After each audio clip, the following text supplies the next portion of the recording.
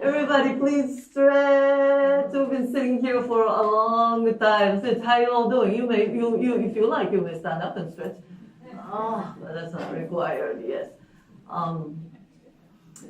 When I was a little girl, growing up in Japan, I was very short. I was the second shortest child in my grade, and that sort of bothered me. Everybody else was taller than me. So I asked my grandma. My wise grandma one day, what do I do to grow taller and bigger? And my grandma recommended stretching. Everybody stretch.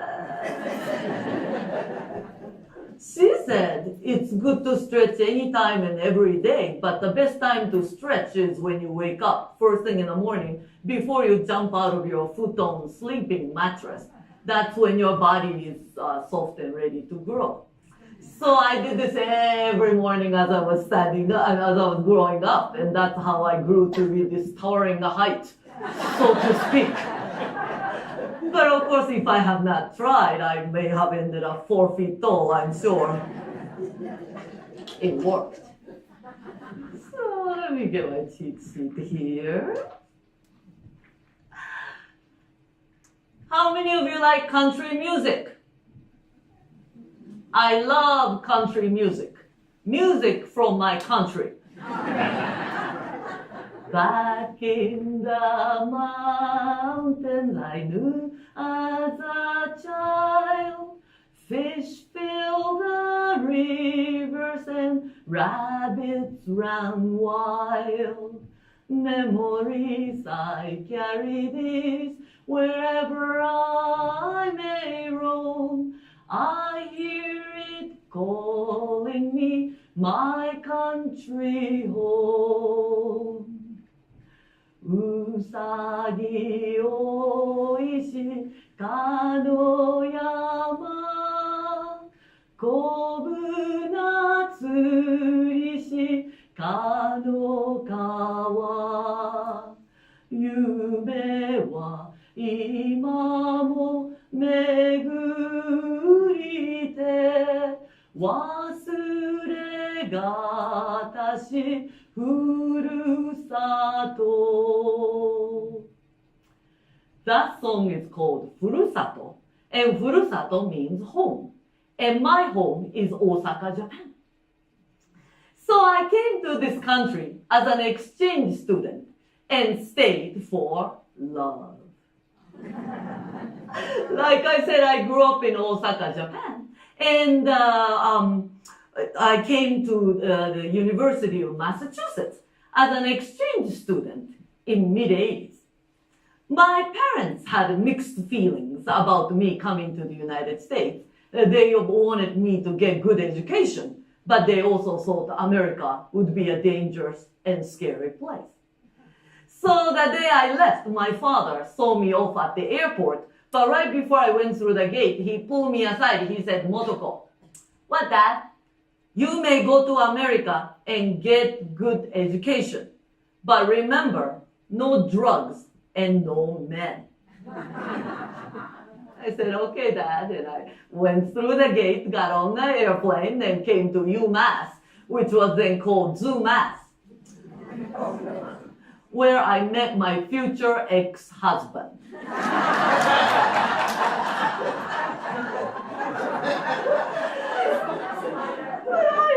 Any drugs, so I thought one promise kept out of two was better than none. In fact, how many of you have never done anything against your parents' wishes? All right. So once I came to Amherst, Massachusetts, I liked it a lot. I decided to live there and raise a family.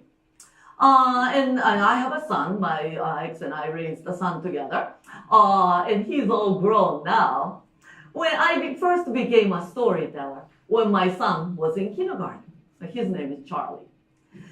So I used to go to his class in kindergarten, at school, and tell his friends stories from Japan. And they used to love me. I did that year after year after year until many years ago when he became a 7th grader. He told me not to show up at his school anymore. In fact, he told me he will never speak to me again if I came. So that's when I became a professional storyteller and started to tell other people's children stories. I had a haircut. I always have the same haircut. And I had a haircut, 2.5 weeks ago. And my son looked at me and said, "Gosh, you look so Asian." But I guess my son has never forgiven me about this, the haircut that I used to give him. You know, the mushroom, what we call mushroom haircut? Another name is the bowl cut. What you do is you take a salad bowl and put it on your child's head, and then you trim whatever is sticking out. So he never forgave me for giving him that haircut year after year after year, I guess.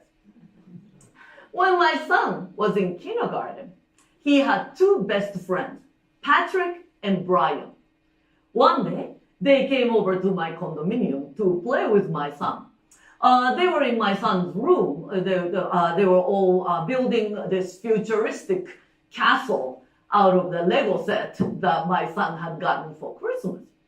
So I went upstairs to visit them. I gave them little cups of animal crackers and little apple juice boxes to snack on. But they seemed to be pretty absorbed in their activities, so I left the room. But just as I was leaving, closing the door halfway behind me, I heard Patrick say to my son, "Charlie, your mom's kind of different." Now, Patrick, with his wispy red hair and the face full of freckles, was so adorable that he was one of my favorites among my son's friends. So I was kind of amused. So unbeknownst to them, I stayed in the hallway to listen in. "Yeah, she talks weird too. Sometimes I don't get what she's saying," Brian said, his sandy blonde head bent over the Lego castle wall that he was building. So I wonder what my son was going to say. Was he feeling embarrassed about me? "That's because my mom is Japanese," my son said matter-of-factly. "What's that?" Brian said. No, that was Patrick. Patrick said, "That means she's from Japan," my son explained. "How do you know?" Brian asked. "I've been there," my son said. "I don't believe you," Brian said. What did he mean? He didn't believe him. My son said, "Come with me and I'll show you." And I'm thinking, they're going to come into my bedroom. My son wanted to show them our family albums, photo albums. But I didn't want those boys in my messy bedroom, so I quickly slipped into my bedroom and closed the door. Then I heard the three of them get up and walk past my bedroom, and they were going downstairs. When I caught up with them, they were in the kitchen, and my son was opening the door to the pantry. "See those things?" My son pointed.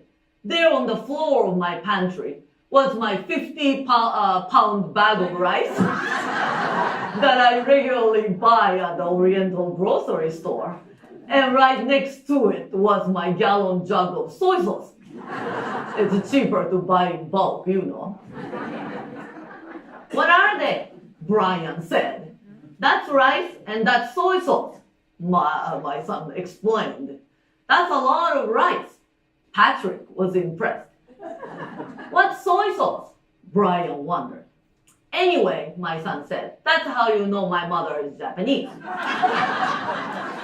I see. The boys were completely satisfied. And they went back upstairs to build more Lego castles. So how do you know your mother is Japanese? One, she has 50-pound bag of rice and a gallon jug of soy sauce in the pantry. Two, she insists on giving you that salad bowl haircut even when you're 25. And 3, she had special family connections to get you the latest video games and anime DVDs. Well,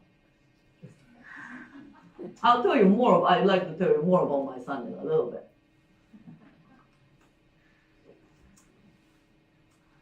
You know, I'm still mad at your country. That came from this kindergartner sitting in the front row of an assembly program that I was about to do. This was back in August of 2005.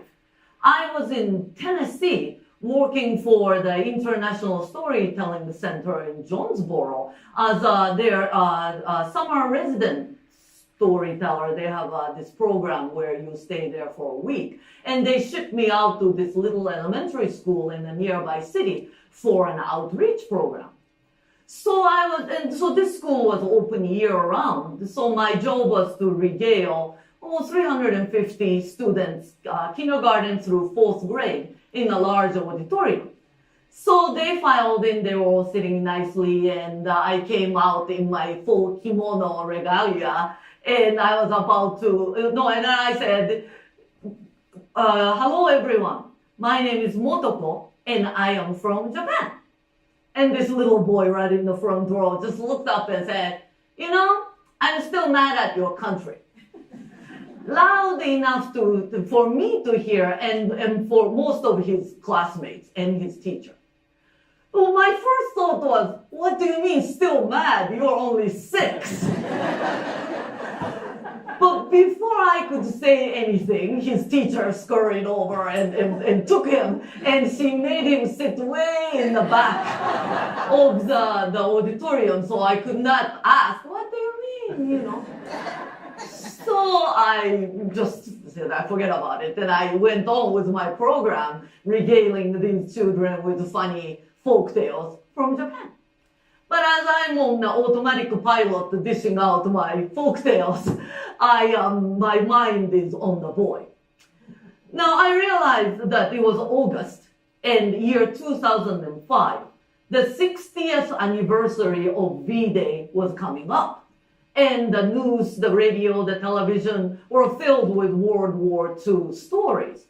Maybe the boy saw something on television about Pearl Harbor. Maybe somebody in his family told him that Japan was an enemy. Maybe his great-great-grandfather was killed during the war in Iwo Jima or something. Then that took me back to this, I was sort of thinking about my own memory when I decided to come to the United States as an exchange student.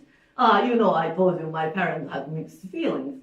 My grandma, when I told him, Grandma, guess what? I got into this program and I'm going to study in the United States for 1 year. And she started to cry. She did not say anything. She just cried. And this was not a tears of joy. I could not quite tell if she was crying because just talking about the United States reminded her of her husband, my mother's father, who was killed during the air raid of Osaka in 1945. Either that or she was just worried about me because she thought America would be a dangerous and scary place. She never said I should not go.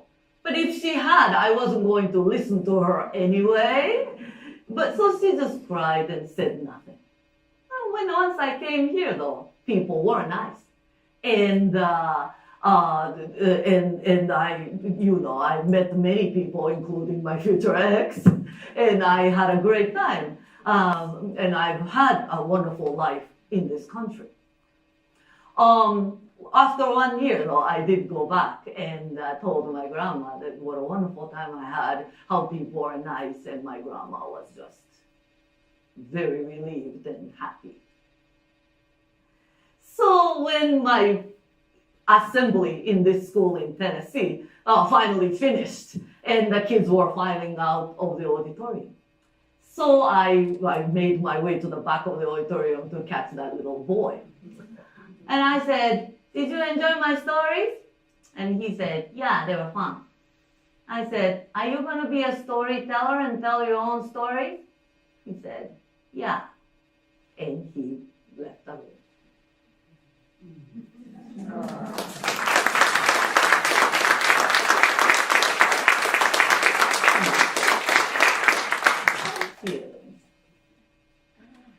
So, all my life, I have only spoken to my son in Japanese. It's important for me that my son speaks my native language. When my son was just a toddler, I remember being amazed by this power granted to me as his mother to shape and define the world by teaching him meanings of words. Well, it's like this. I would take my son to his friend's birthday party, and on the way home I would say, "楽しかったね," which means that was fun, wasn't it? And my son would say, "Yeah, that was fun." You see, that way I was teaching him the meaning of the word fun. And when his best friend at the daycare moved away to a faraway city, I said, "Now don't be sad. We can go and visit Timothy over the summer and we'll certainly stay in touch." So that way I was teaching him the meaning of the word sad. And I was happy to be there to make him feel better. But as my son grew older and older, there were fewer and fewer occasions for me to define his feelings and experiences, and that started me worrying. How many of you are warrior parents? We worry all the time, right? Excessive. How many of you have parents who worry too much? That's our job, right? All his life, I have worked hard to teach my son Japanese customs and manners by saying things like, "Don't forget to take off your shoes in the house because we're Japanese." Or, "Always bow to your grandparents because we are Japanese." Or, "You'd better eat this pickled seaweed and fermented soybeans and stop complaining because that's the Japanese way." But whenever I said stuff like that, my son would giggle and, to my consternation, answer in English, "No, I'm an American. I was born here." In fact, my son turned out to be quite contrary to most of my expectations. You see, I always wanted to be, I thought my son would become an artist like me. When I finished college, I decided to become, instead of getting a real job, I decided to become a mime and pursue it as my profession. And my parents were so mortified, they refused to speak to me for 2 years. But I was not going to be like that. I was all emotionally prepared for my son to become an actor or a juggler or even a rapper or something. But my son turned out to be a jock. He loved soccer. In fact, when he was in 2nd grade, he came to me with this revelation saying, "Mom, soccer is life. The rest is details." I'm like, "What about your homework?" Right? "Oh, no, I'm the one who's going to do your homework. I forgot."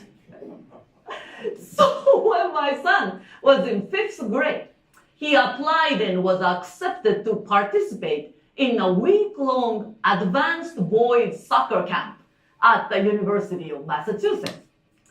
Now, he had never stayed away from home for an entire week before this. And all the other students, boys, would be in middle school, 6th, 7th, and 8th graders. Never mind, I still lived a mile and a half away from the campus. I was beside myself with worry. So I counted the days on the calendar slowly going by, and finally that Saturday when my son came home, I was waiting in the doorway, dying to hug him and ask him all the motherly questions. "How did it go?" "Fine." "Did you have a good time?" "Yeah." "Did you play well?" "Sure." my son into the dining room, I even marvel at his monosyllabic responses to female questioning, a true sign of Japanese manhood.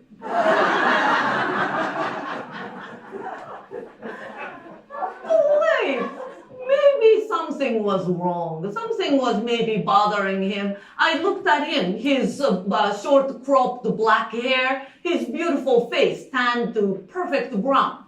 His usually dreamy eyes were cast down as he sat there at my dining room table. I said, "Is there anything wrong?"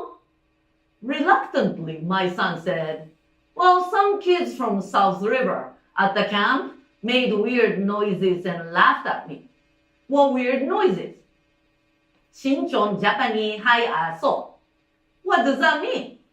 "You know, Mom, they were making fun of me because I'm Japanese." In a flash, all my blood boiled up to my face. The words I did not realize I had in my English vocabulary exploded in my head. Then suddenly I realized that what shocked me was not the fact that those boys made fun of my son, but the fact that this was the very first time I ever heard my son identify himself as Japanese. Then something strange happened. My son, the dining room table, the walls all disappeared in a blur, and I was engulfed by a childhood memory back in Osaka, Japan in 1970s. In my third grade class, there was a boy named Akira.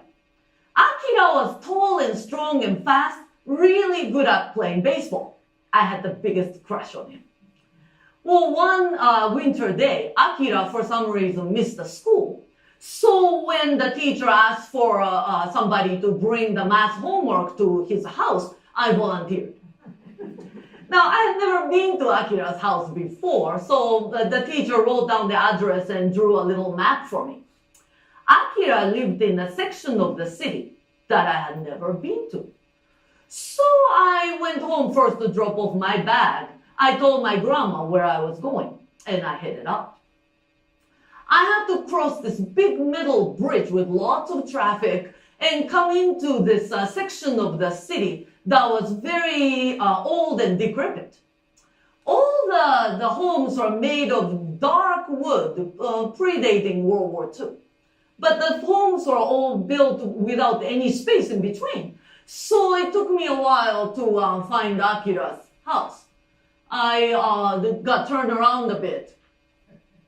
And finally, when I found it, early dusk was falling.